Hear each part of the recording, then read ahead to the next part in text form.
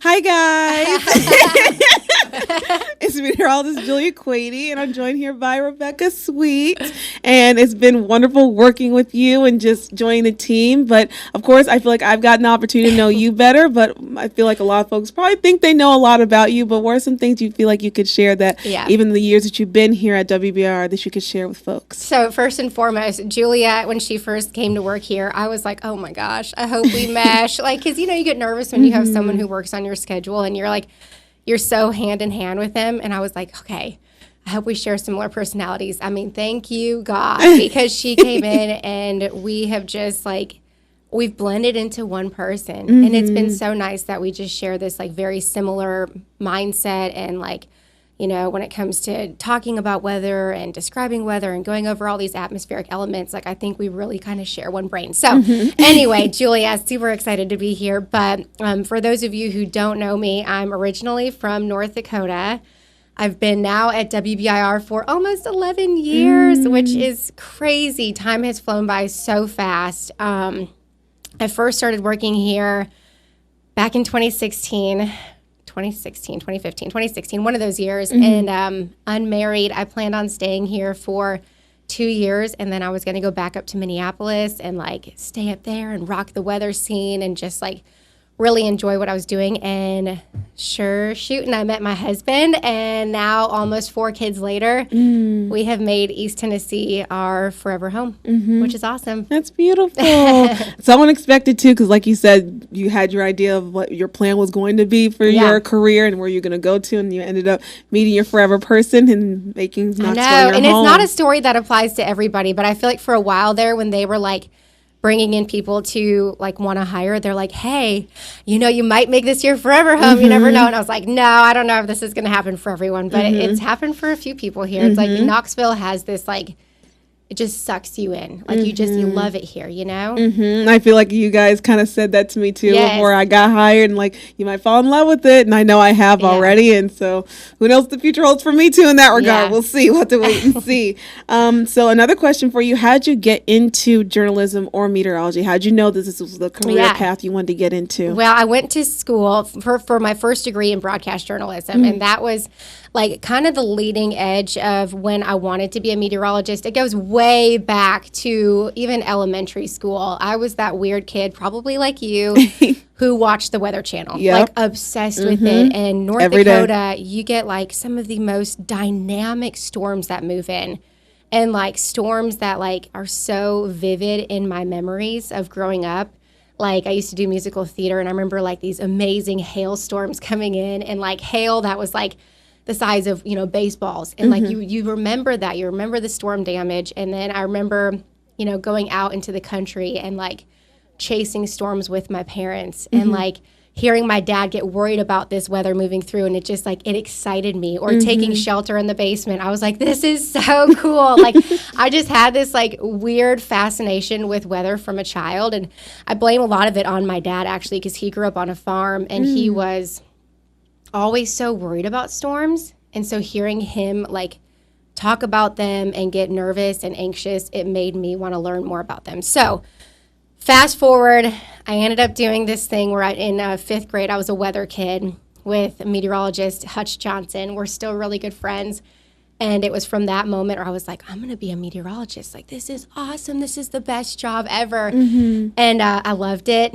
Fast forward, went to college. They didn't quite have what I was looking for in North Dakota per se for meteorology at the time. Up there, it was the University of North Dakota, and it was a little bit more you go to school for meteorology to work at the National Weather Service, not for broadcast. And I really wanted to do broadcast. So I got my first degree in broadcast journalism and then started working at a TV station in Fargo during college as a newsroom assistant, and then I did some reporting, and then I did anchoring, and then I switched to weather, and then I moved down here, and then I went to Mississippi State, and then wrapped up everything meteorology. So big, long story. I knew what I wanted to do since I was little, but it just took a little bit of a roller coaster to get there. Took a bit of a path there. But I feel like that's kind of similar to almost every story of every broadcast meteorologist. We all start by being bitten by the weather bug or just growing up somewhere where we were just fascinated by the weather patterns in the areas that we live. Well, how lucky are we that we get to talk about something every day that we're so passionate about, you know? And I feel like sometimes people aren't that fortunate to have a job that they truly love to the core, you know? No, for sure. I feel like I have pinch me moments almost like Yeah. every so often where I'm just like, this is something I dreamed about since I was 5. Like, Yes. how many people can like look in the mirror, get ready Yes. for work every day and be like, this is what you dreamed of since you were literally a little kid. It's what you've always wanted to do. Yes, yes. No, truly a blessing. Super cool. So it's truly a blessing. So for folks who, of course, are native to East Tennessee, they know why. Yeah. Like, this area is so uniquely wonderful. But to someone who may be visiting or just coming on by, what would you tell them is the charm about this area? Yeah, East Tennessee has so much to offer. So geographically, it's kind of, I wouldn't say like a challenging area to forecast for, but you know, where we have like the horseshoe, so we have the plateau, we have, you know, Southeast Kentucky, Southwest Virginia, and then up into the mountains. So geographically, there's like so much to offer here when it comes to viewpoints, and like we have the national park, and we have all the things that are perfect for outdoor enthusiasts. But then, as you kind of mentioned, you go into the city center, and if you're like still looking for that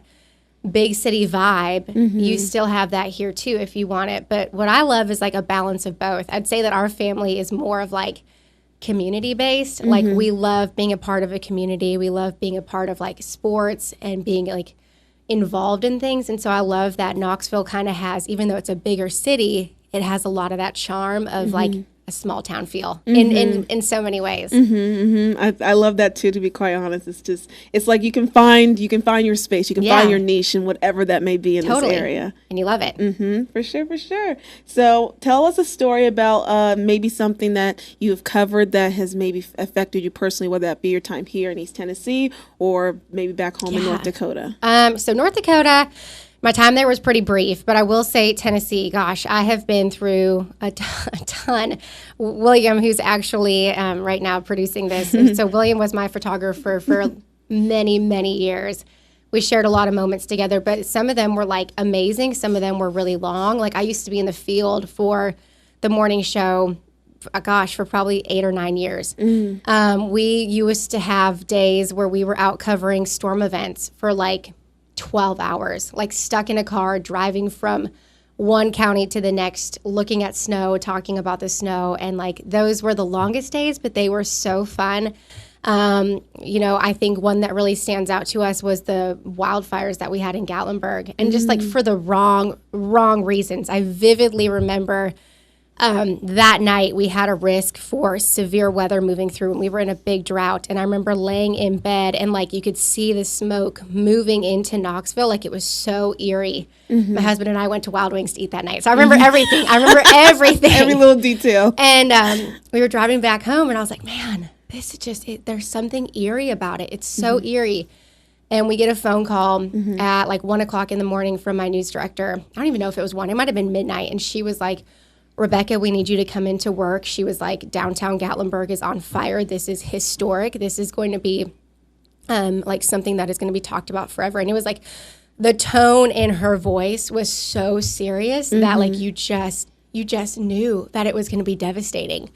And also within that line of storms, we had tornado warnings, and we had, high wind warnings. We had so many things going on at that moment that you walk into the studio, and I remember it just being like you had to watch the screen. Like you were stuck on the screen because our reporters are out there, and like the video that we were getting in and the stories that we were getting in just seemed surreal. And then, fast forward many more years, we have Hurricane Helene that impacts our area. And not so much per se like here in the Knoxville community, but some of our surrounding areas, like seeing some wording from the National Weather Service when they say catastrophic flooding. Like there were words that stuck out from their forecast discussions that I am like, I'll never forget that. Like seeing that, it just like, it totally makes your heart sink, because in that moment, you know that this is not going to be good, but it's going to be something that not even us as meteorologists can prepare these communities for, So there's good, there's highs and lows. We've done a lot of fun stories like pep rallies and like cool schools and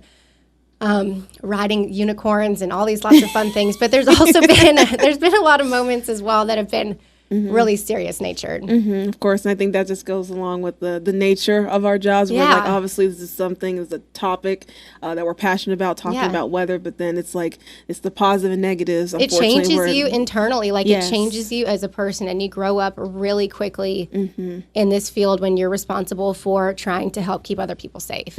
Absolutely, and it's a heavy task, but it's one that we take like very seriously, and that we were very fortunate and blessed to do.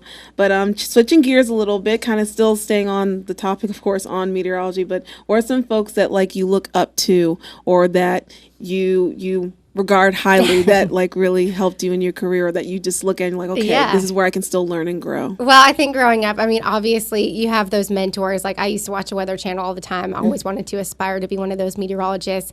My first chief meteorologist at my market in Fargo, North Dakota, John Wheeler, I always admired him. Like he was great. He actually just retired a couple years ago.